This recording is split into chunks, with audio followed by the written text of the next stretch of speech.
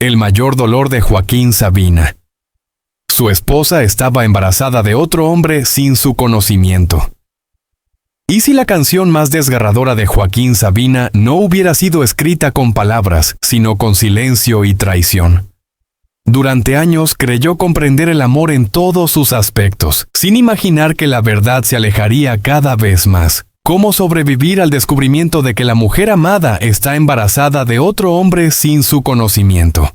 ¿En qué momento el amor se desploma? Hoy te invitamos a explorar la historia que ha quedado grabada para siempre en su corazón. Una verdad íntima, amarga y profundamente humana que pocos se atreven a contar. Si quieres saber toda la verdad, comenta con el número 1 sí y síguenos hasta el final del video. Durante mucho tiempo, Joaquín Sabina vivió creyendo que su vida emocional, por caótica que fuese, estaba bajo control. En giras interminables y noches de insomnio, creyó en una fidelidad silenciosa, en un amor que trascendía todos los excesos y las distancias. Pero la realidad, como a menudo le ocurría en su vida, escribió una historia diferente a sus espaldas. La noticia llegó inesperadamente, como un golpe en el pecho. Su esposa estaba embarazada. Y el niño no era suyo. Nadie dijo nada. Nadie había hablado antes. La verdad no llegó de inmediato, sino que fue un proceso lento, lleno de miradas desviadas, fechas desencajadas y silencios prolongados. Sus allegados recuerdan a un Sabina diferente, más tranquilo, más retraído, incluso en el escenario. El hombre de letras agudas y humor pícaro se enfrentaba a una herida que ninguna metáfora podía describir adecuadamente. ¿Cómo podía aceptar que mientras cantaba sobre el amor, el desamor y la lealtad traicionada, él mismo experimentaba la traición más profunda? Sus allegados hablaban de noches de insomnio, de bebidas que ya no sabían igual, de canciones inconclusas. No hubo escándalos públicos ni noticias sensacionalistas inmediatas. Solo un colapso silencioso, profundo y muy humano. El dolor no fue solo la traición, sino también la humillación de no reconocerla, de confiar ciegamente. Para un hombre acostumbrado a ver el mundo con ironía y perspicacia, esa ceguera fue devastadora.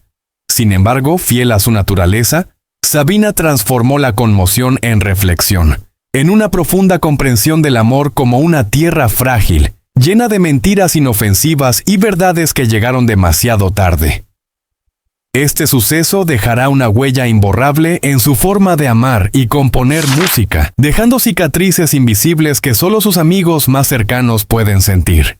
Si admiras a Joaquín Sabina y quieres comprender al hombre detrás de la leyenda, dale a me gusta a este video y quédate con nosotros para descubrir cómo este dolor cambió su vida y su música para siempre. El golpe íntimo que había resquebrajado su confianza coincidió de forma casi cruel con el momento en que su nombre empezaba a consolidarse como una referencia inevitable de la música española. A comienzos de los años 80, mientras Madrid hervía con la efervescencia cultural de la movida, Joaquín Sabina comenzaba a dejar de ser un cantautor de bares para convertirse en una voz reconocible en todo el país.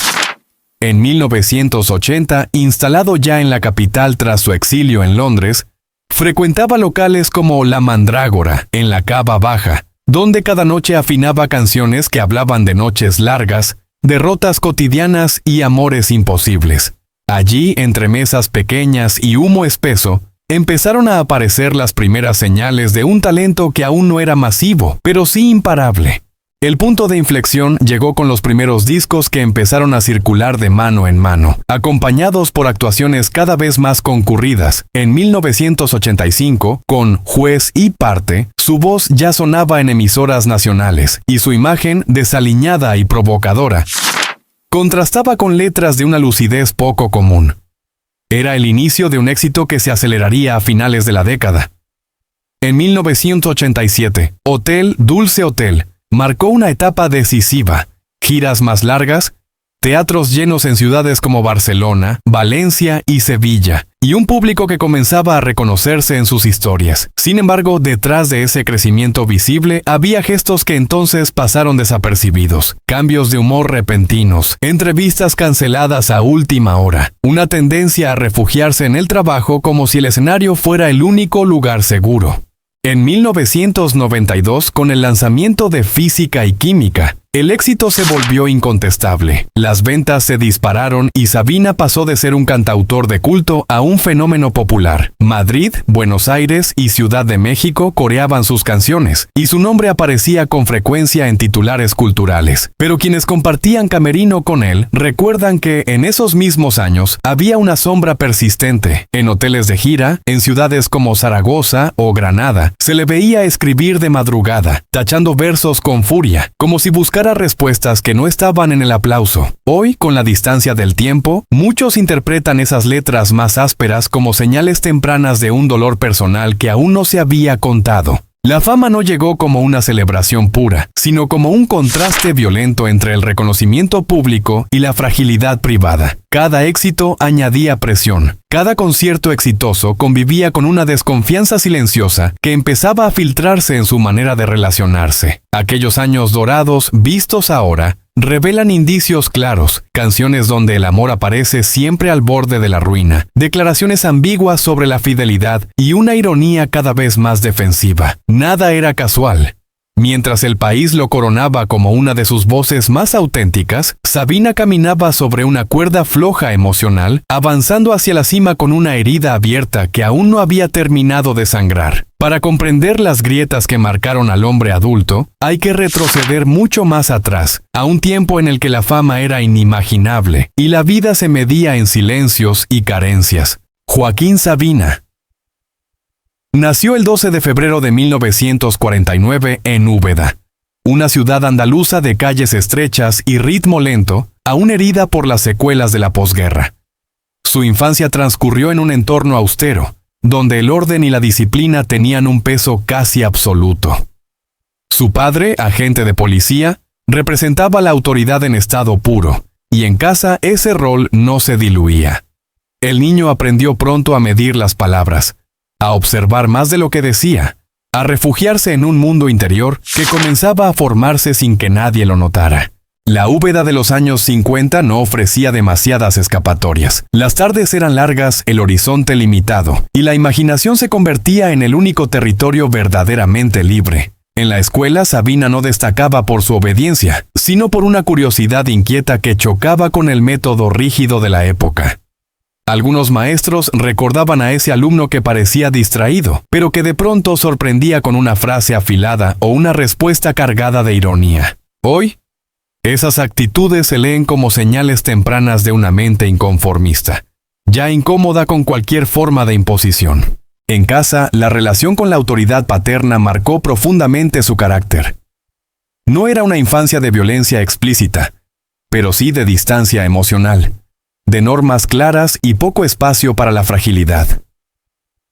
Aquella rigidez empujó al joven Joaquín a buscar refugio en los libros.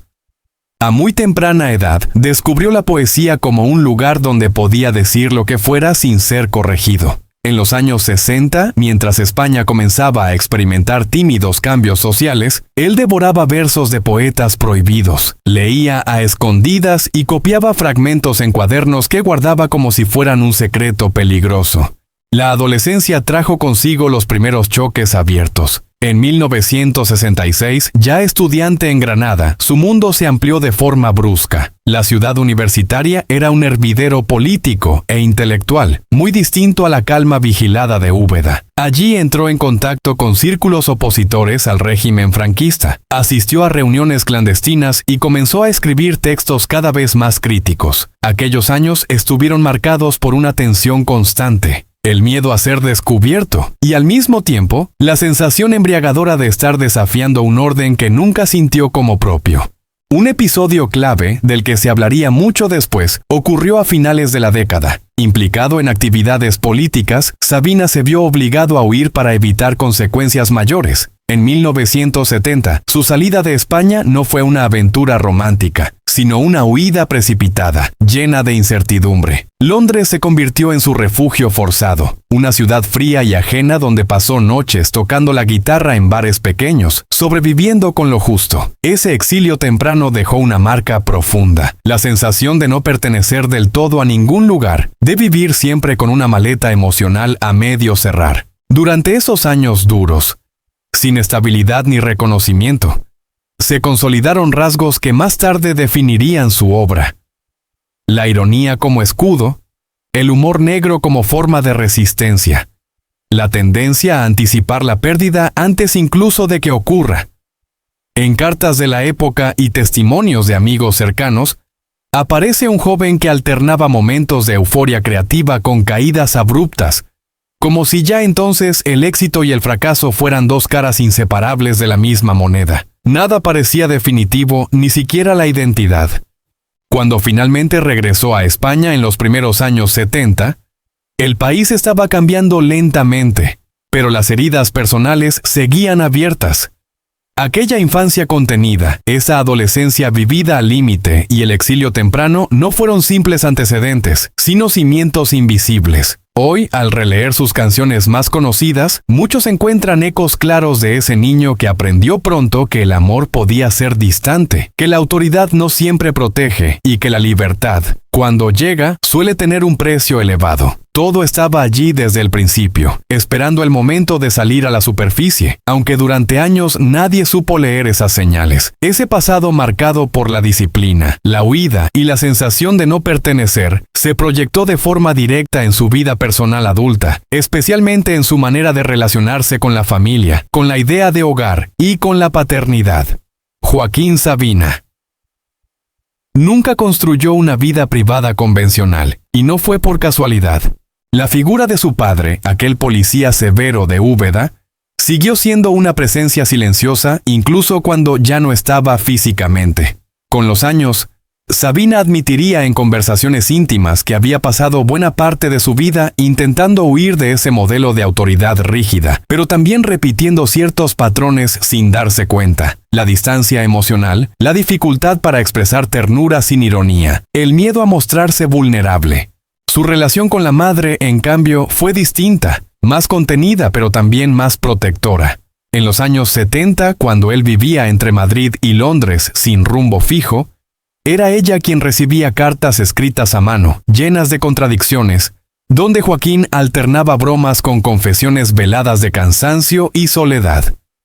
Esas cartas, conservadas por la familia, revelan a un hijo que buscaba aprobación sin saber cómo pedirla, y que intuía que el éxito artístico no bastaría para llenar ciertos vacíos. Con el paso del tiempo, esa relación se volvió más silenciosa, marcada por el respeto y la distancia, como si ambos entendieran que había emociones que no necesitaban ser nombradas. En Madrid, ya instalado definitivamente a finales de los años 70, su vida sentimental comenzó a adquirir un ritmo tan intenso como desordenado. Los bares de Malasaña, los pisos compartidos cerca de la Plaza de España y las noches interminables se convirtieron en el escenario de relaciones apasionadas pero frágiles. Sabina no buscaba estabilidad, más bien parecía temerla. Amigos cercanos recuerdan que hablaba del amor con una mezcla de fascinación y escepticismo, como si siempre estuviera preparándose para la pérdida incluso en los momentos felices. Esa actitud, vista ahora, se conecta claramente con la infancia marcada por la rigidez y el exilio temprano. La paternidad llegó de una forma discreta, casi en segundo plano, lejos del foco mediático. Su hijo Carmela nació en 1986, en un momento en el que su carrera comenzaba a despegar con fuerza. A pesar del éxito creciente, Sabina vivía esa etapa con una contradicción constante. La alegría íntima de ser padre y el miedo profundo a no estar a la altura. Durante giras por América Latina, desde Buenos Aires hasta Ciudad de México, hablaba por teléfono desde habitaciones de hotel, dejando mensajes torpes, llenos de humor, como si no supiera adoptar otro lenguaje que no fuera el de la ironía. Esa distancia física se convirtió con el tiempo en una distancia emocional que él mismo reconocería años después. Quienes convivieron con él en esa época describen a un hombre que amaba intensamente, pero a ráfagas. Podía ser atento y generoso, y al día siguiente desaparecer durante horas o días, refugiado en la escritura o en la noche madrileña. Las parejas que marcaron su vida hablan de un Sabina seductor y brillante, pero también imprevisible, incapaz de prometer permanencia. Hoy, Muchas de esas conductas se reinterpretan como señales tempranas de una dificultad profunda para construir vínculos duraderos, nacida mucho antes de la fama. Con el paso de los años 90, cuando su nombre ya era una marca consolidada, su vida personal se volvió aún más hermética. Protegió a su familia del ruido mediático, evitando apariciones públicas y declaraciones claras. En entrevistas concedidas en Madrid o en Barcelona, desviaba las preguntas sobre su intimidad con chistes o frases ambiguas. Sin embargo, en canciones menos conocidas, aparecen referencias claras a la culpa, a la ausencia y a la sensación de haber llegado tarde a ciertos momentos importantes. Versos escritos en hoteles de carretera, en ciudades como León o Murcia, dejan entrever a un padre que observa desde la distancia, consciente de lo que pierde mientras gana aplausos. La relación con su hijo evolucionó de forma lenta, marcada por intentos de acercamiento y silencios prolongados. No fue una historia de ruptura, sino de tiempos desajustados. Sabina parecía entender la paternidad como un aprendizaje tardío, lleno de errores asumidos con honestidad brutal. En conversaciones privadas, reconocía que había heredado más de su padre de lo que le gustaría admitir, especialmente en esa tendencia a imponer la ausencia como forma de protección. Así, la vida personal de Joaquín Sabina se fue construyendo como un espejo fragmentado. Padres presentes pero distantes, amores intensos pero inestables, hijos amados desde una lejanía difícil de acortar. Nada de eso fue accidental. Cada gesto, cada elección, estaba conectada con aquel niño de Úbeda que aprendió pronto que el afecto no siempre se expresa con palabras y que el hogar puede ser un lugar tan deseado como temido. Y mientras su obra seguía creciendo y acumulando reconocimientos, esas tensiones íntimas continuaban latiendo en silencio, esperando el momento de volver a salir a la luz. Con el paso del tiempo, esas tensiones íntimas y ese ritmo de vida llevado siempre al límite, comenzaron a reflejarse de manera cada vez más evidente en su estado físico. Joaquín Sabina nunca ocultó del todo que había tratado a su cuerpo como un territorio secundario, casi prescindible, mientras la mente y la palabra ocupaban todo el espacio. Sin embargo, los primeros avisos serios llegaron mucho antes de que el público fuera plenamente consciente. A finales de los años 90, durante giras extensas por España y América Latina, ya se le veía salir al escenario con movimientos más lentos, apoyándose a veces en el micrófono como si fuera un bastón improvisado. En ciudades como Rosario, Montevideo o Valencia, canceló ensayos sin dar demasiadas explicaciones, alegando un cansancio que entonces parecía pasajero. El episodio más determinante ocurrió en agosto de 2001, en Madrid, cuando sufrió un ictus cerebral que lo dejó al borde de la muerte. El suceso fue repentino pero no inexplicable. Detrás había años de excesos, falta de descanso y una vida emocionalmente exigente. Tras ser trasladado de urgencia a un hospital madrileño, pasó semanas en recuperación, enfrentándose no solo al daño físico, sino al miedo real de perder la voz, la memoria y la capacidad de escribir. Durante ese tiempo, amigos cercanos contaron que Sabina hablaba poco, observaba mucho y parecía medir cada palabra, como si el lenguaje, su herramienta más preciada, se hubiera vuelto frágil. La recuperación fue lenta y desigual. Aunque regresó a los escenarios, ya no era el mismo. En conciertos posteriores, especialmente a partir de 2002, el público comenzó a notar cambios claros. Olvidos puntuales de letras, pausas más largas entre canciones. Una necesidad evidente de apoyarse en músicos y coristas. En entrevistas concedidas en Madrid y Barcelona, admitía con ironía que la cabeza ya no respondía como antes, pero evitaba profundizar. Hoy, muchos interpretan esas declaraciones como una forma de minimizar una realidad que le resultaba difícil de aceptar, la conciencia de la vulnerabilidad. En los años siguientes, los problemas de salud se fueron acumulando. Caídas accidentales, operaciones y recaídas marcaron su agenda tanto como los conciertos. En 2020, una caída en su casa de Madrid le provocó un traumatismo grave que obligó a una nueva hospitalización prolongada. Aquel incidente, ocurrido en plena madrugada, fue un golpe duro tanto física como anímicamente. Durante semanas permaneció bajo observación médica, y su entorno más cercano empezó a hablar abiertamente de la necesidad de bajar el ritmo de forma definitiva. Sabina, sin embargo, seguía aferrado a la idea de que el escenario era una forma de supervivencia más que un trabajo. En la actualidad, su estado de salud se mantiene estable, pero frágil. Vive con mayor calma, evitando desplazamientos innecesarios y limitando las apariciones públicas. En Madrid, pasa largas temporadas en casa, rodeado de libros, cuadernos y recuerdos acumulados durante décadas. Quienes lo visitan describen a un hombre lúcido, con el humor intacto, pero consciente de sus límites físicos.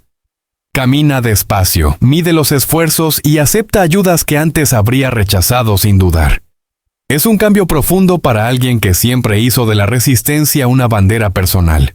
Las señales que hoy se entienden con claridad estaban ahí desde hacía años. Letras escritas en la década de los 90 ya hablaban del cuerpo como un territorio cansado, de la noche como un enemigo y del tiempo como una fuerza implacable. En ciudades como Sevilla o Zaragoza, durante conciertos más recientes, se le ha visto detenerse a mitad de una canción para respirar hondo, mirar al público y retomar con una intensidad distinta, menos explosiva, pero más contenida. Esa forma de cantar revela una adaptación, una negociación constante entre el deseo de seguir y la necesidad de cuidarse. Médicos y personas de confianza coinciden en que su principal reto actual no es solo físico, sino mental. Aceptar que la energía no es infinita, que la memoria falla a veces y que el cuerpo impone condiciones nuevas ha sido un proceso complejo.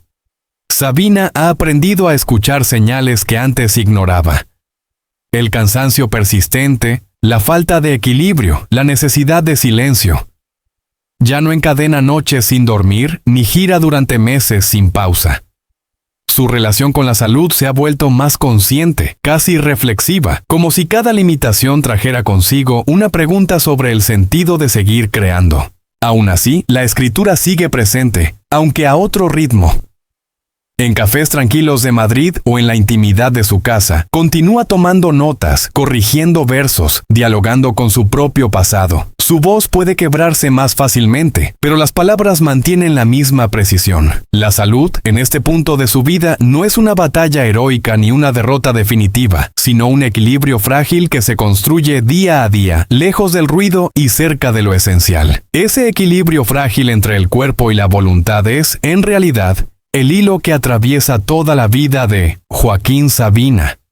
Una existencia construida siempre en tensión entre la lucidez y el exceso, entre la necesidad de huir y el deseo de quedarse. Su trayectoria vital no avanzó nunca en línea recta. Fue más bien una sucesión de reinvenciones forzadas, de caídas que lo obligaron a cambiar de piel. Cada etapa dejó señales que durante años pasaron inadvertidas y que hoy, vistas en conjunto, dibujan una coherencia inesperada.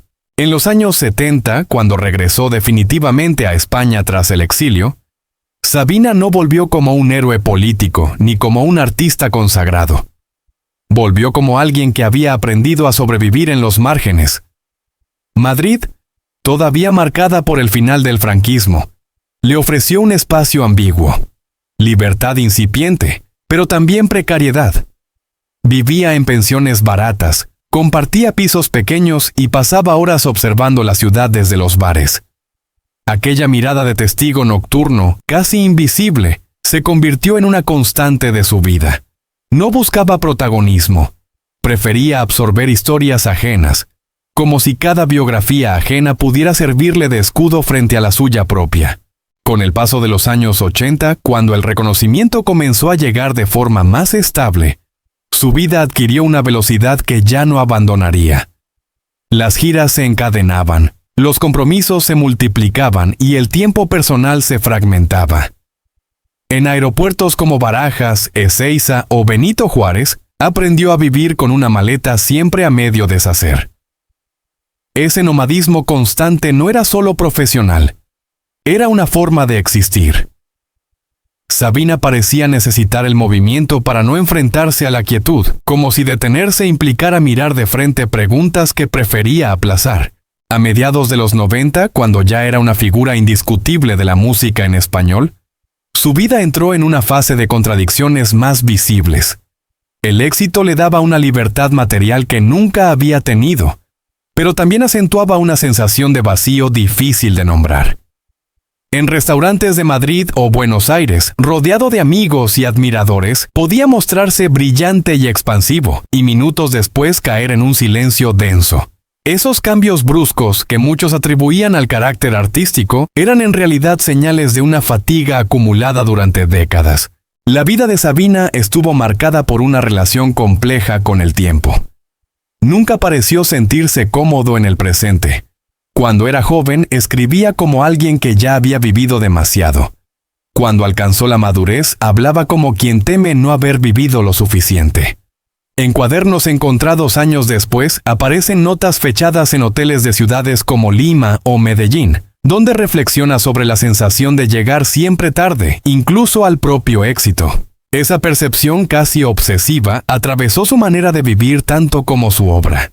Otro rasgo constante de su vida fue la dificultad para separar al hombre público del privado. No construyó un personaje consciente, más bien dejó que ambos planos se mezclaran hasta confundirse. La ironía que mostraba en entrevistas era la misma que utilizaba para protegerse en conversaciones íntimas. El humor, lejos de ser solo un recurso artístico, funcionó como una armadura vital. Durante años, quienes lo rodeaban confundieron esa ironía con fortaleza, sin advertir que también ocultaba una fragilidad profunda.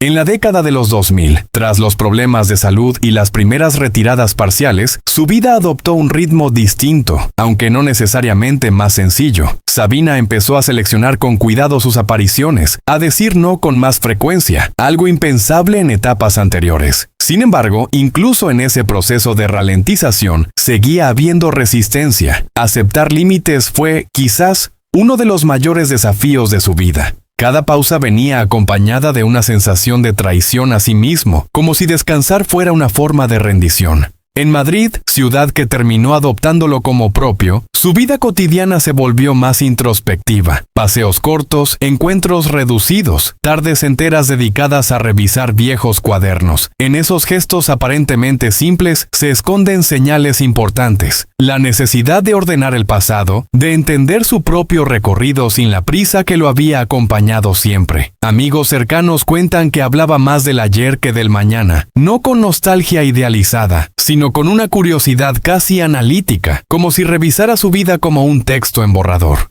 La vida de Joaquín Sabina, vista en conjunto, no es la historia lineal de un ascenso triunfal, sino la de una negociación constante con sus propias contradicciones. Cada etapa dejó marcas visibles e invisibles. La infancia disciplinada, el exilio, la fama, la soledad, el desgaste físico, la lucidez tardía. Nada ocurrió de manera aislada.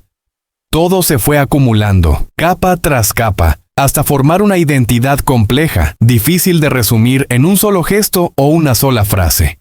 Y mientras el tiempo sigue avanzando, su vida continúa escribiéndose en esa zona ambigua donde la experiencia pesa tanto como la palabra, sin necesidad aún de cerrar el relato. Esa identidad compleja siguió desarrollándose en capas sucesivas, incluso cuando muchos pensaban que ya no quedaba nada nuevo por descubrir en la vida de Joaquín Sabina. Lejos de los focos más intensos, su biografía continuó avanzando en una zona intermedia, donde la experiencia acumulada se mezclaba con una lucidez cada vez más afilada.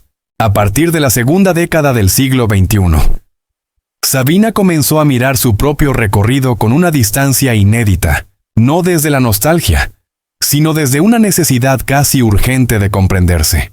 En Madrid, especialmente en los barrios donde había pasado buena parte de su vida adulta, su presencia se volvió más discreta pero también más observadora.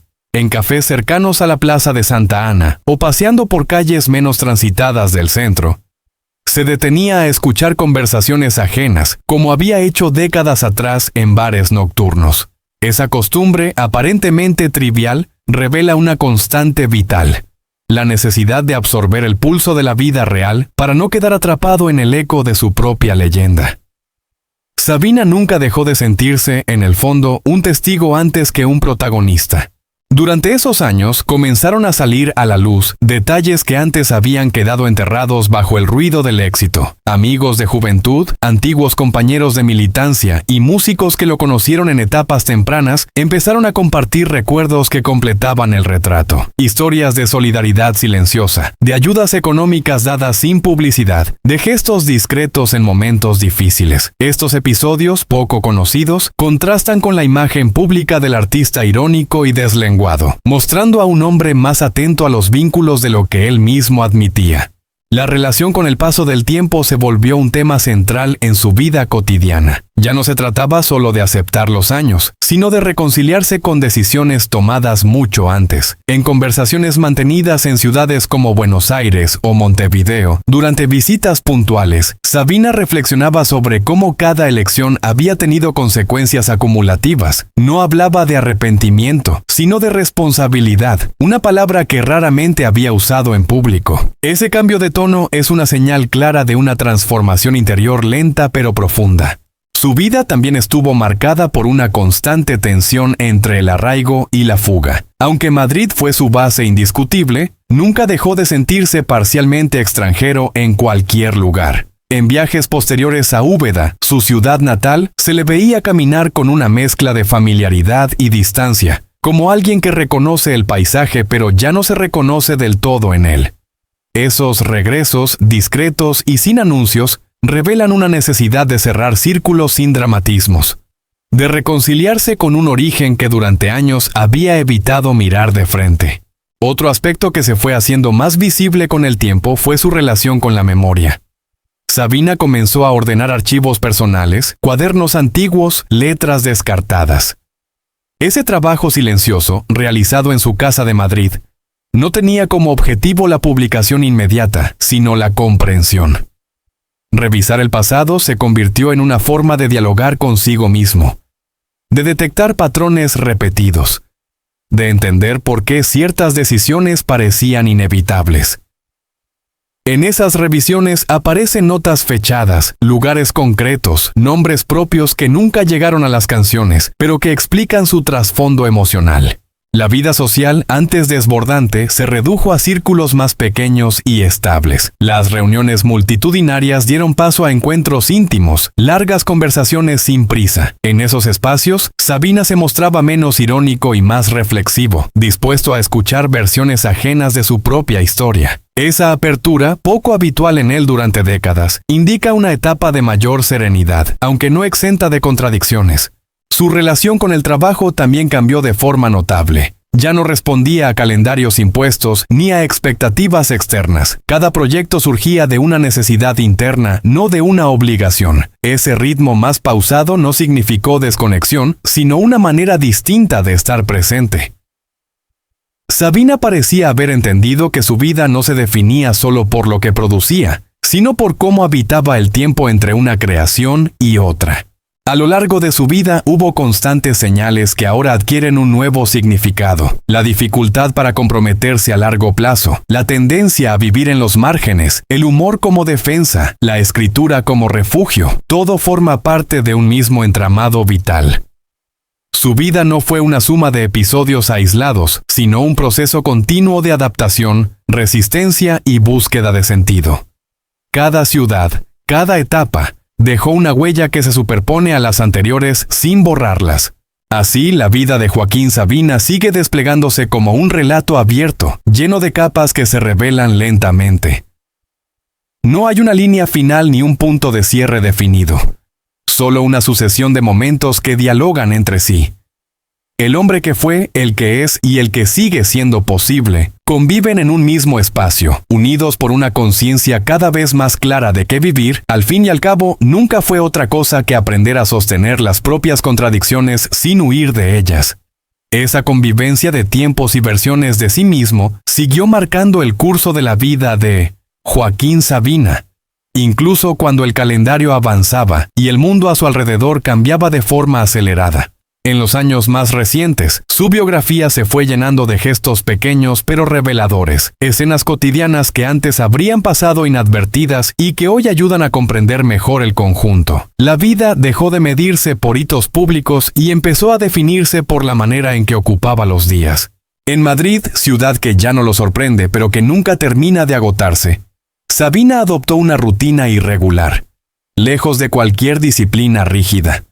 No había horarios fijos, pero sí rituales. Mañanas tardías, cafés prolongados, lecturas interrumpidas por recuerdos que aparecían sin aviso. En ocasiones, se le veía entrar en librerías pequeñas del centro, hojear libros sin comprarlos y salir con una frase anotada en un papel doblado. Ese gesto, repetido durante años, revela una relación con el conocimiento no como acumulación, sino como chispa. Una idea bastaba para justificar toda una jornada. Con el tiempo, comenzaron a emerger relatos de personas que habían cruzado su camino en momentos clave. Técnicos de sonido de giras antiguas, camareros de bares ya desaparecidos, músicos que compartieron escenarios menores antes del reconocimiento masivo. Todos coincidían en un detalle. Sabina escuchaba más de lo que hablaba. Esa capacidad de atención, poco visible en su faceta pública, fue una constante en su vida. Absorbía historias ajenas con la misma intensidad con la que luego se protegía de contar la suya propia. Su relación con las ciudades también evolucionó. Si antes cada lugar era una escala fugaz, ahora se detenía a observar con más calma. En Buenos Aires, por ejemplo, durante estancias breves pero significativas, prefería caminar por barrios alejados de los circuitos habituales, evitando restaurantes de moda y eligiendo cafés antiguos. Allí, lejos del reconocimiento inmediato, parecía recuperar una sensación de anonimato que siempre había valorado. Esa búsqueda deliberada de invisibilidad dice mucho de su forma de entender la vida, existir sin ser constantemente observado. A lo largo de los años, la vida de Sabina estuvo atravesada por una tensión permanente entre la necesidad de contar y el impulso de callar. Nunca llevó un diario sistemático, pero dejó fragmentos dispersos, notas sueltas, frases inconclusas, listas sin contexto. Al revisar ese material, quienes han tenido acceso a él hablan de una mente que funcionaba por asociaciones, no por narraciones cerradas. Esa forma fragmentaria de registrar la experiencia es, en sí misma, una clave biográfica. Su vida no se pensó nunca como un relato ordenado, sino como una sucesión de instantes intensos. Otro elemento que se fue revelando con los años es su relación con la lealtad. Aunque evitaba compromisos formales, mantenía vínculos duraderos con personas muy concretas. Amistades forjadas en los años difíciles sobrevivieron a la fama, al dinero y a los cambios de ritmo. Esa fidelidad silenciosa contrasta con la imagen de inestabilidad que a menudo se le atribuye. En realidad, Sabina distinguía claramente entre lo accesorio y lo esencial, aunque rara vez lo explicara en voz alta. La vida, para él, nunca fue un proyecto de mejora constante, sino un territorio que había que habitar con honestidad, incluso cuando dolía. No buscó redimirse ni reinventarse de forma artificial. Cada etapa se apoyó en la anterior, con sus aciertos y sus errores intactos. En encuentros privados, hablaba de su pasado sin épica, casi con neutralidad, como si se tratara de la vida de otro. Esa distancia emocional es una señal clara de alguien que ha aprendido a convivir con su historia sin necesidad de justificarla.